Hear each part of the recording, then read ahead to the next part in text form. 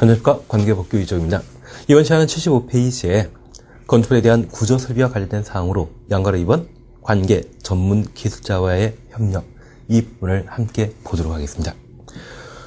우선 관계 전문 기술자 협력, 기존 건물을 건축하기 위해서는 건축사인, 설계자가 건축에 대한 안전 등을 계산하도록 되어 있습니다.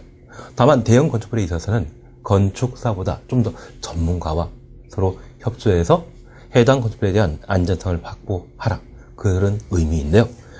저희 1번 보시게 되면 건축구조기술사의 협력과 관련되어 기억 들어옵니다. 다음 하나에 해당되는 건축물의 설계자는 해당 건축물에 대한 구조 안전을 확인하는 경우 건축구조기술사의 협력 받아야 된다. 그래서 구조기술사에 협력하여 설계자가 해당 건축물에 대한 안전을 고려할 대상은 가 6층 이상의 건축물, 나 기둥과 기둥 사이의 거리가 30m 이상의 건축물, 다 다중이용 건축물. 여기 다중이용 건축물과 관련되어서는 연면적 5,000제곱미터 이상의 건축물을 다중이용 건축물이라 한다. 그래서 16층 이상, 연면적 5,000제곱미터 이상 중에 종종 우는 판문숙이라고 우리가 한번 정리한 적이 있습니다. 종교시설, 종합병원, 운송시설, 여객 운송시설 말하는 거죠. 판매시설, 문화집회시설, 숙박시설, 관광, 호텔, 숙박시설 말하게 될 겁니다. 그래서 그러한 것들이 다중이용 건축물에 해당된다는 것 다시 한번 살펴놓습니다. 그리고 올라 한쪽 것은 고정되고 다른 것은 지지되지 아니한 구조로 된 차양 등이 외벽 중심으로부터 3m 이상 돌출된 건축물. 그래서 차양이 3m 이상 돌출되었다고 하면 구조기술사의 협력 대상이 되게 됩니다. 그리고 지진구역. 그래서 연면적과 관련된 기준은 따로 없다라는 것만 봐놓습니다. 6층 이상이거나 기둥과 기둥 사이 거리가 30m 이상. 그러한 때 건축구조기술사의 협력 대상이다. 그리고 니은번 등에 대해서는 그냥 지나가십니다. 그리고 2번 보시니 건축설비에 대한 관계 전문기술자의 협력. 설비에 대한 전문가의 협력 대상에 있어서는 연면적 10,000제곱미터 이상의 건축물, 창고시설, 재배, 에너지를 다량으로 소비하는 건축물, 에너지 과다 소비 건축물을 말하는 겁니다.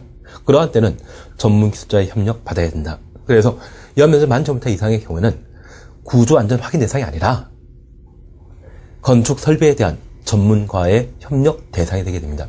그래서 구조기술자의 협력 대상에는 층수 6층 이상이거나 기둥과 기둥 사이 거리 30m 이상인 때, 반면 연면적 10,000제곱미터 이상의 경우는 건축 설비에 대한 전문기술자의 협력 대상이다. 그런 구분만 해놓습니다. 그리고 3, 4, 5번 그냥 지나갑니다. 그리고 76페이지에는 방화 등에 대한 피난 시설을 함께 볼 수 있습니다. 지금 우리는 건축법의 건축 제한과 관련되어 건축물에 대한 구조, 설비에 관한 규제를 함께 보고 있습니다. 지진 등에 대응하기 위한 안전에 관한 기준을 함께 받고, 우리 주변에는 저 지진 때문에 건물이 훼손되기보다 화재 사건으로 건물이 훼손되는 경우가 더 빈번합니다. 그래서 화재에 대처하기 위한 방화 기준을 우리 건축부에서는 마련하게 되는데, 이러한 방화와 관련되어서는 불이죠. 시험 볼 때까지 불천이라고 기억해 놓습니다. 보통 이 천과 관련되어서는 내화 구조, 불연제로, 방화 구획과 관련되어 보통 연면적 1,000, 바닥면적 1,000제곱미터를 기준으로 하는 것이 대부분입니다. 그래서 불에 대응하기 위한 구조 설비에 관한 사안을 1,000제곱미터와 연결해서 설명하고 있으면 일단 맞는 것으로 한 수 접어두는 겁니다. 그래서 시험 볼 때까지 불천으로 기억해 놓습니다. 그리고 두 번째입니다. 이렇게 불이 난 건물로부터 건물 밖으로 탈출하기 위해서는 피난 용도의 구조, 설비가 필요합니다. 그 피난과 관련된 사안들을 함께 봐놓습니다.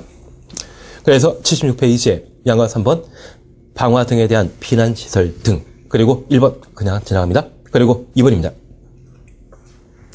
직통계단이라는 말을 우리가 함께 볼 수 있습니다. 그리고 가번 보니 건축물의 피난층, 외층에서는 피난층 또는 지상으로 통하는 직통계단을 설치해야 한다. 그래서 건물이 2개층 이상으로 구성되게 된다면 직통 계단을 만들란 이야기입니다. 만약 단층짜리 건물이라고 하면 직통 계단 필요 없겠죠. 그리고 나버립니다. 피난층 외층에 다음 하나에 해당되는 용도 규모의 건축물에는 국토교통부령이 정하는 바에 따라 직통 계단을 2개소 이상 설치하여야 한다. 1. 문화집회시설 등으로서 바다면적 합이 200제곱미터 이상의 건축물. 2. 단독주택 중에 다중주택, 다가구 주택, 제2종 근린생활시설 중에 학원 등으로 사용되는 바다면적 합이 200제곱미터 이상인 것. 3번 추렸습니다. 층당 4세대 이하인 것을 제외한 공동주택 또는 오피스텔의 용도로 쓰는 층으로서 그 층에 해당 용도로 쓰이는 거실 바다면적 합이 300제곱미터 이상인 것. 직통계단 2개소 이상 설치하도록 되어 있습니다. 그리고 4. 1, 2, 3에 해당되지 아니하는 3층 이상의 건축물로서 바다면적 합이 400 이상일 때. 그리고 5. 지하층으로서 그 층 거실 바다면적 합이 200제곱미터 이상인 경우는 계단 2개소 이상 설치하라. 그래서 피난 용도와 관련되어 우선 계단에 관한 사항을 함께 봐놓습니다. 여기 계단과 관련되어 첫 번째, 계단 설치하게 된다면 직통 계단이라는 것을 1개소 이상 설치하도록 되어 있는데, 이러한 직통 계단을 2 이상 설치하는 경우가 있습니다. 바다면적합 200제곱미터 이상인 건축물에는 저 직통 계단을 2개소 이상 설치해야 됩니다. 여기 바다면적합 200제곱미터 이상이라면 많은 사람들이 이용할 수 있는 건축물로서 대충 한 70평 정도의 규모를 말합니다. 그래서 많은 사람들이 이용하는 건축물에 있어서는 화재 발생 시에 신속하게 대피할 수 있도록 계단 2개소 이상 설치하도록 되어 있는데, 특별히 그 사용하는 목적이 공동주택이거나 오피스텔의 경우에는 그 목적으로 사용하는 면적이 300제곱미터 이상일 때 계단 2개소 이상 설치하도록 되어 있고, 저 공동주택과 관련된 특례사항으로 층당 세대수가 4세대 이하인 경우라면 2개 설치 대상인 것에서 제외한다. 그러면 하나 설치해도 된다, 그 의미입니다. 가끔 우리가 살아오시면서 아파트는 계단식 아파트와 복도식 아파트로 각각 구분한다 라고 들어본 적이 있는데, 이 계단식 아파트와 관련되어 만약 32평 아파트라고 하면 그 주거철 면적은 보통 85제곱미터 이내입니다. 그리고 공용 면적은 25제곱미터 이내인데, 이 전용 부분과 공용 부분을 합한 면적이 32평일 때 보통 110 이하이거든요.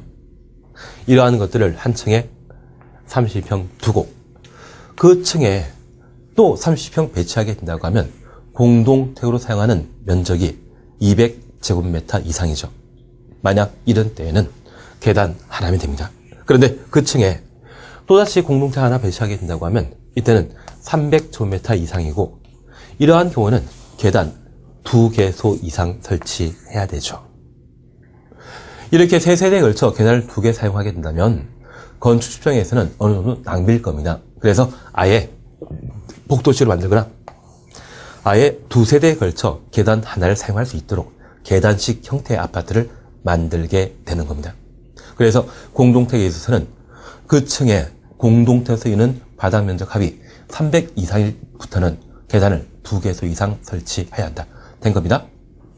그런데 최근 타워형 아파트란 말 들어온 적 있죠. 이렇게 공동택 만들게 되었는데 그 발코니 창이 동서남북으로 형성되어 있는 타워형 아파트가 요즘 만들어지고 있습니다.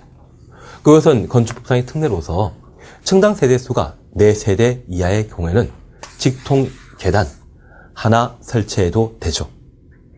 그래서 저번에 만들어지게 되는 빌라 한 층의 세대수가 4세대 이하로 만들고 있는 것은 이러한 건축법상의 각종 규정들을 고려해서 만드는 사안들이 되는 겁니다.